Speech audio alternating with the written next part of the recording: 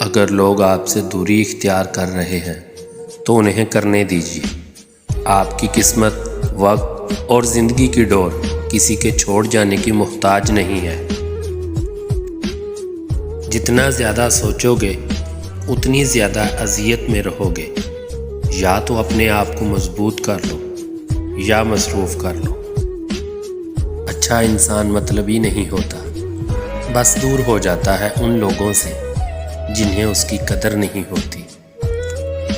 زندگی میں ایک اصول بنا لیجئے کہ کچھ بھی بن جائے مگر بے فیض انسان نہ بنے، کیونکہ درخت جب بے فیض ہو جائے تو چولہے میں جھونک دیا جاتا ہے۔ تعلق برقرار رکھنا ہو تو اچھائی بیان کرتے رہو، تعلق ختم کرنا ہو تو سچائی بیان کرو۔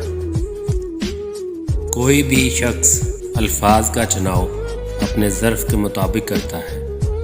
جیسا ظرف ویسے الفاظ، اور ظرف دو چیزوں کا پتہ دیتا ہے، تربیت کا اور نسب کا۔